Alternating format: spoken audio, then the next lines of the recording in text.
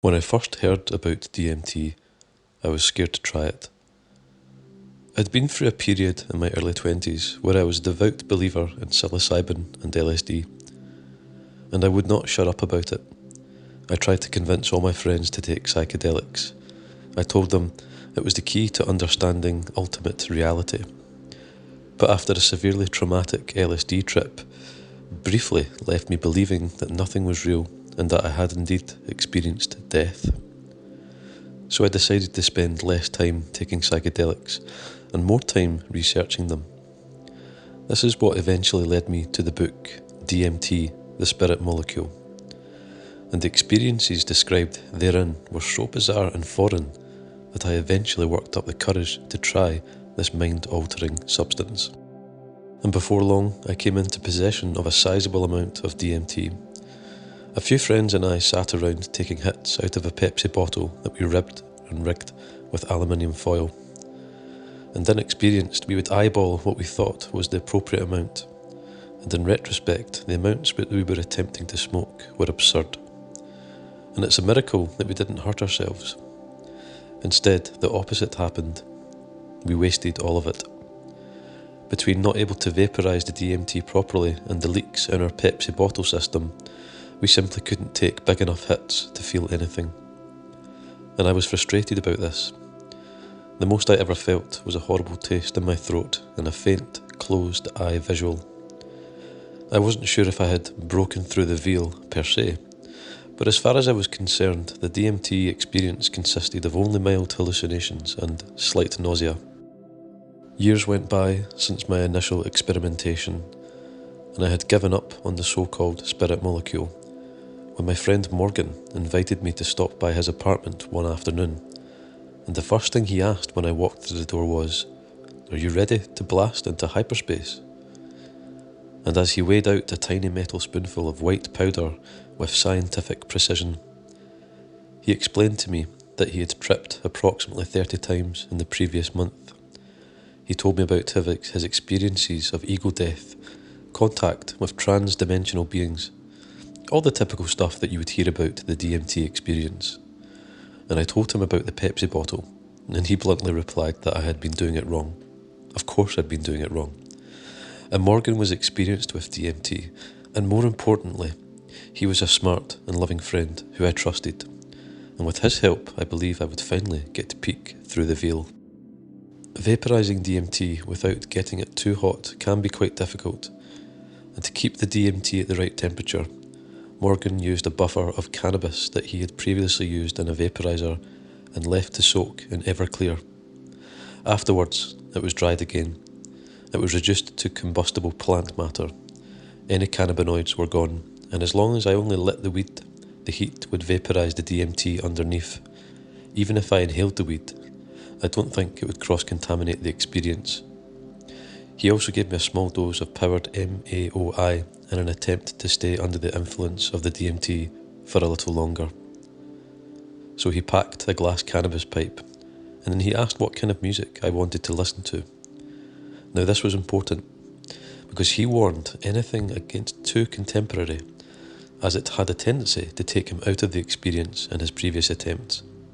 So I laid back on his couch, anxious, as Vivaldi's Four Seasons recomposed by Max Richter began to fill the room. Morgan held the pipe and lit it for me, but I coughed on the first hit, spilling it everywhere. I apologised. He reassured me that it was fine. And as the music continued to swell, I grew increasingly nervous. I briefly tasted the burning plastic mothball flavour of DMT and was reminded of how sick it made me feel last time. What if I threw up during my trip? But before I got too caught up in my thoughts, Morgan was back with a freshly packed bowl. With the first hit, I got the bad taste again. And then things got interesting. On the second hit, Morgan's arms and the pipe seemed to grow longer by several feet. And I glanced over at him. His skin now had a reptilian cragginess to it. His face lacked the defining features that I would recognise as Morgan's, but instead, he looked like the most generic person I had ever seen. Just a blank face. It was like seeing Morgan through the eyes of an alien who couldn't tell human beings apart. And even though my throat was sore from the smoke, I knew I had to take another hit if I was ever going to cross over. So I inhaled my third and final hit, and my eyes reflexively closed shut. I screamed all sorts of obscenities internally. The instant my eyes closed, I was no longer sitting in Morgan's apartment. And from reading the Spirit Molecule book, I was under the impression that it was going to be like a roller coaster. Wait in line, get strapped in, slowly see the cart move up the tracks, clink, clink, clink. Until finally, the coaster drops down that first big hill and the ride begins. But no, this was absolutely instantaneous. It was as if the bottom fell out of the room and I was suddenly plunged into a free fall. At least generally when something unexpected happens in life. Let's say you're getting mugged, for example. The mugger might have the decency to scream, "Give me your wallet." But before they blow your brains out, my entry into the DMT dimension was less cordial. And my entire body clenched. I was startled, confused, and I felt a familiar feeling of all the chemicals in my brain firing at once. My circuit board was getting fried, and I felt like I got blasted in the chest with a spiritual shotgun. And my eyes burst open before I had even a second to decipher what I was seeing. After around 5 minutes or so, I started yelling, "Please hold my hand." I begged like a child clinging to its mother, and Morgan obliged. "This is all happening inside your brain. You'll be fine," he said, and that helped. I closed my eyes again. Nothing could have prepared me for what I was witnessing. I had broken through the veil so instantaneously that my mind was reeling to catch up. I wasn't just in a different room, but in a different dimension, albeit a familiar one that was somehow realer than real. And what I had previously called reality seemed muted by comparison. And in this realm I had no body. I was simply a silent watcher of the unbelievable. There was a luminous ball of energy directed before me. I use quotation marks on the word ball, by the way, because although it was roundish in its shape, it was somehow also amorphous, constantly changing, and it radiated incomprehensible, totally impossible patterns and colours beyond the visual spectrum of light, new colours that I had never even seen before. For a split second, the amorphous sphere seemed like visual gibberish, until the next moment when I could make out that it was comprised of several beings. The beings were reaching out towards me and then retracting back into the sphere. Sometimes they would stick their faces inches from where my face would be if I still had one. They were constantly moving and impossibly fast. An arm here, a face there, over and over. Without words, I got the impression that they wanted me to follow them. It was as though they were saying, "Come with us. We have a very important thing to show you." And I have to stress, this all happened the instant I shut my eyes. Overwhelming doesn't even begin to describe the sensation. The beings were ecstatic that I could join them. It was a celebration. They were wearing childish masks and laughing and making silly, contorted, dumb faces. The being that stood out to me the most was wearing a cat-like mask. It would lean in extremely close to my line of sight and pucker its lips, revealing buck teeth and shaking its head. It was the opposite of profound. It was, well, utterly stupid. But I was in awe of it. It was as if the cat-masked being was telling me to stop taking everything so seriously. Your life is just an elaborate, ridiculous game. Enjoy it. There's nothing to worry about. And when you die, you will come back to this again. And one expects the profound to be revealed by someone like an elderly monk who has been meditating solemnly in a cave for decades. But these beings acted like spastic maniacs. They were literally bouncing off the walls. And the room itself seemed to stretch indefinitely and infinitely down a long black and white tiled hallway. And the beings reflected this infinite tunnel as if they were made of liquid metal. It appeared like the hallway was constantly in motion while my feet, if I had any, and the amorphous sphere remained in place. The beings continued celebrating and motioning for me what seemed like a very long time. It turns out that it was only about 2 minutes. And I've read that DMT can feel like an eternity, But for me, time dilation was more akin to cannabis. The first intense couple of minutes felt way too long, but in a way that a good song can seem really long when high on weed. And after a while of watching this spectacle, I calmed myself and I decided to follow them. As soon as I made the decision to follow, I was transported to the place they were trying to show me. The beings were no longer visible, but I could still sense their presence as if they were watching over me. This new place was a series of slowly shifting reds and blues covered in complex geometry. It was less intense than the previous experience, but somehow more awe-inspiring and serene.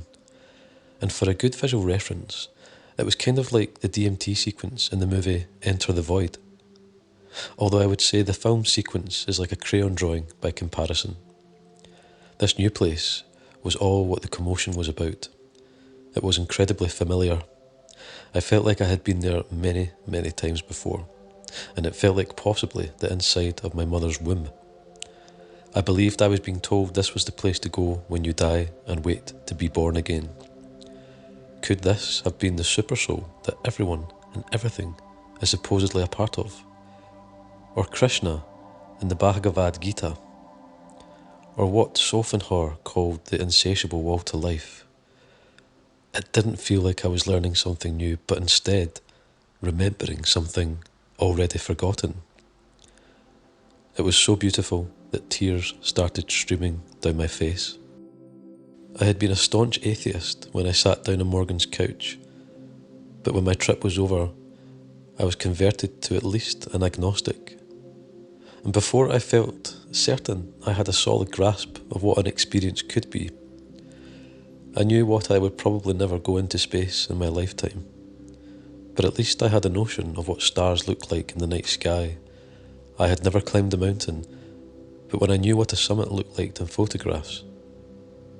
Even though I can't replicate the exact feeling of these things in my imagination, they filled gaps, but there was no experience on Earth or in space, or of this dimension that could have prepared me for the impossibility I witnessed on my DMT journey. The limits of experience had been transcended, and eventually it faded. I was left staring at the darkness of my closed eyelids, and when I opened my eyes, Morgan advised me to look out at the clouds. They looked weirder than usual, kind of cool, but it was nothing compared to what I had just experienced. I had returned to the real world, and it seemed duller than when I left it. And when Morgan asked me about my trip, I tried to explain it to him, but I fell short. What had just happened to me? As soon as it was over, it started to fade. Instead, I started rambling about Jack. It had been a year since his death, and the initial shock of the DMT taking hold felt so familiar as to how I felt on that day in Oregon that it must have triggered the memory. I started crying, not because I was sad, but because I was overwhelmed by the DMT dimension, by the past trauma, by the weight of existence. I hadn't cried over Jack since the moment he died. Even at his funeral, I found it really difficult to show emotion, and for a while, I'd pushed it into a dark corner of my mind. But now, the floodgates were well and truly open. Some believe the DMT dimension is a genuine place. Others think it's just chemicals generated in the brain. I cannot say for certain, but I do know that all experience, love, fear, anguish, etc., is also generated by chemicals in the brain. I've personally witnessed the emotional weight of a legitimate life or death situation. I've also personally witnessed the mysterious and incomprehensible realm generated by smoking DMT, and I would be hard-pressed to differentiate which felt more real.